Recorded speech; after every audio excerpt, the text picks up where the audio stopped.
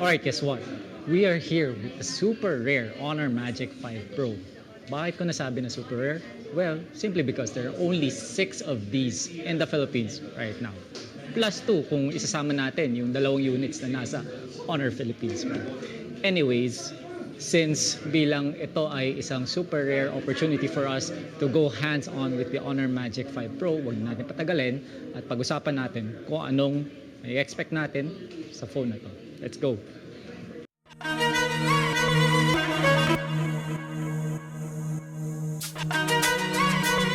At ayun na nga. So, yung Honor Magic 5 Pro is a very camera-centric device. At nakita natin ito dahil sa kanyang design.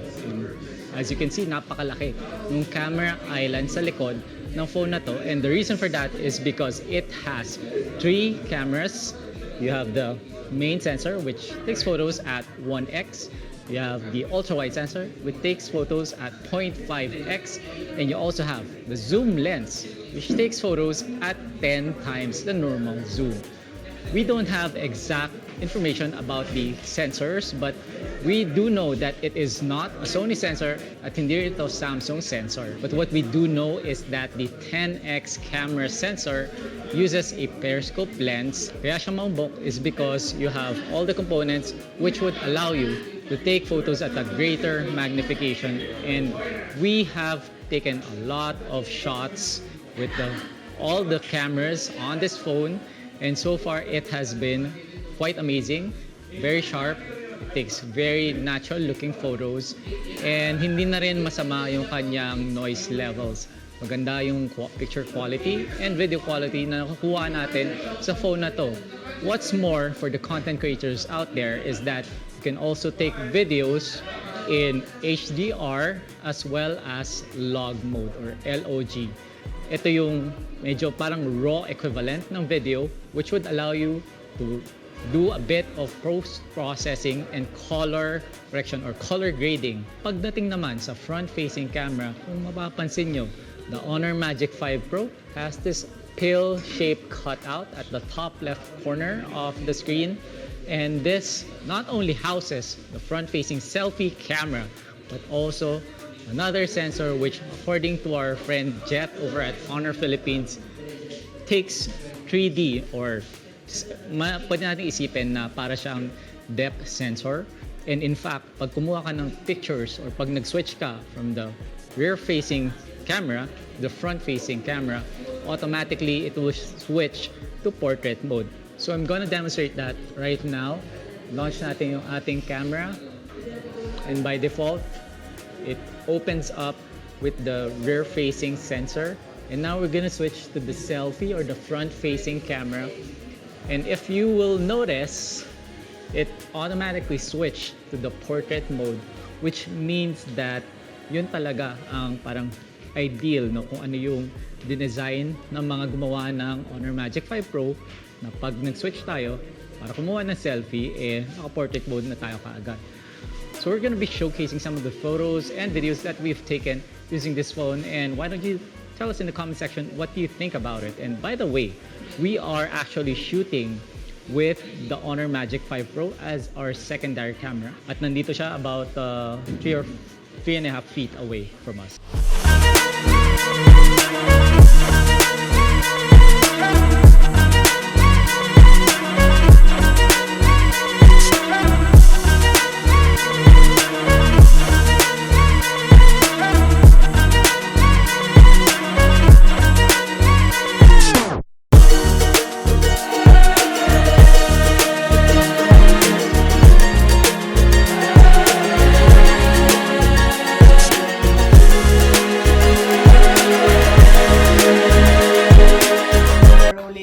Action.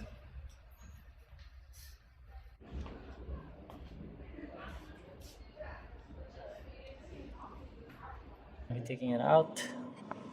And so, still alive. It's HONOR Magic5 Pro. It's going to be launching on June 8th. Stay tuned. As a flagship phone, the HONOR Magic5 Pro runs on the Snapdragon 8 Gen 2 platform. And one of the things about this phone is that it also comes with 3 custom chips.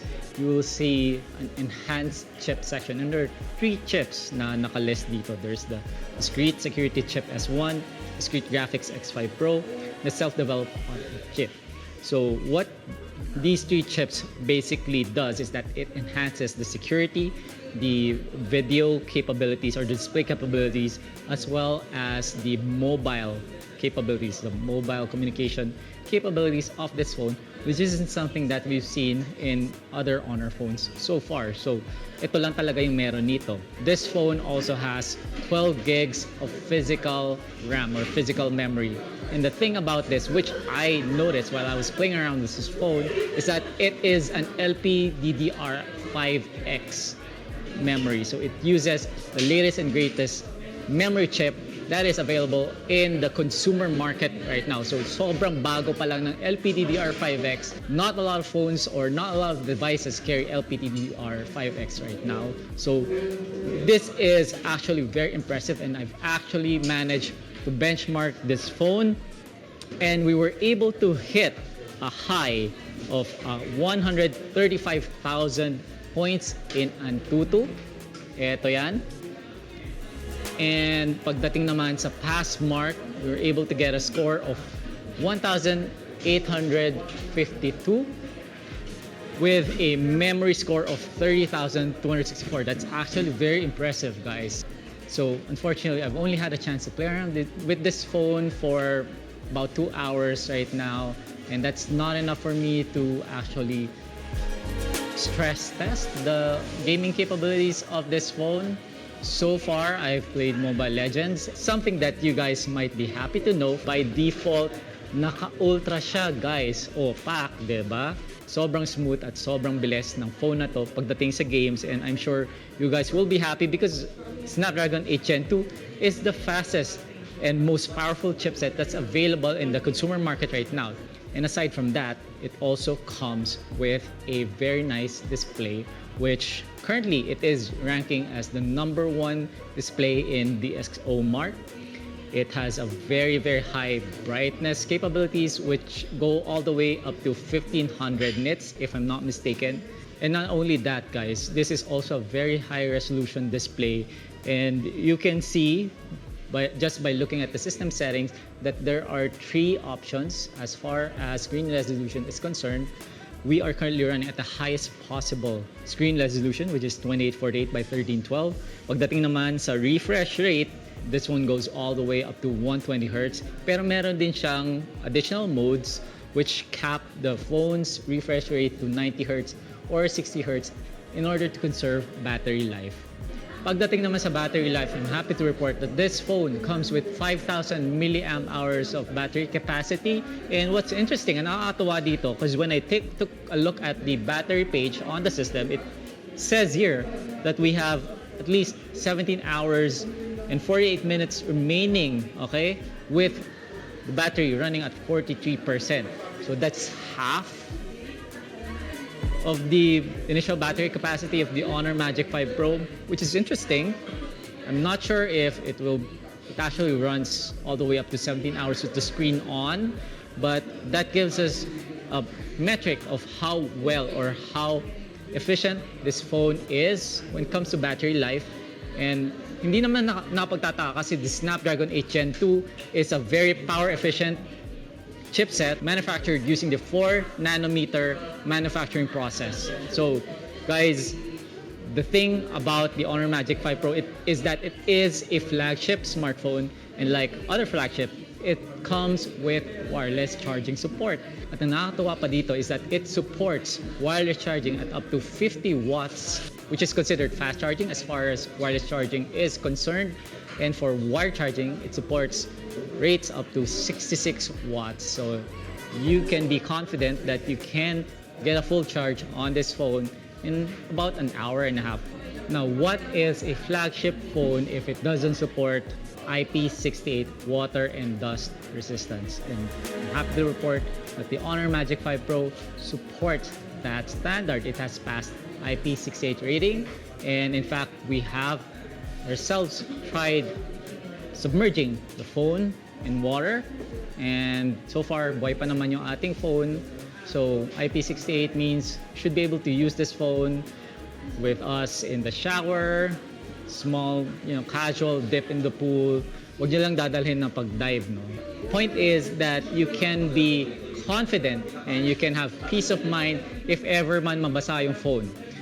When it comes to protection, yung medyo wala lang dito sa phone that another HONOR phone has, which is the HONOR X9A 5G, is that shatter-proof display. Unfortunately, the HONOR Magic 5 Pro, kahit na siya yung pinaka-flagship na phone ni HONOR, it doesn't support that shatter-proof glass. So, mag-ingat lang tayo. Let's use the case or the jelly case that comes with the package. Thankfully, meron namang libre na kasama yung ating phone just to protect our investment.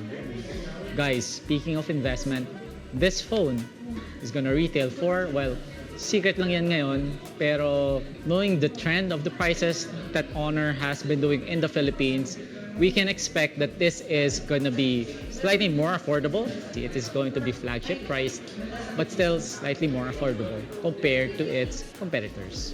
So, anong natutunan natin today? Well, what we know so far is that the HONOR Magic 5 Pro is a very strong flagship level phone. And this phone is going to be launching on June 8th at around 5 p.m. So stay tuned.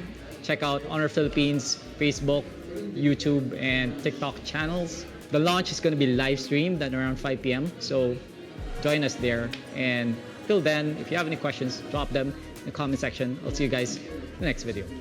Paalam.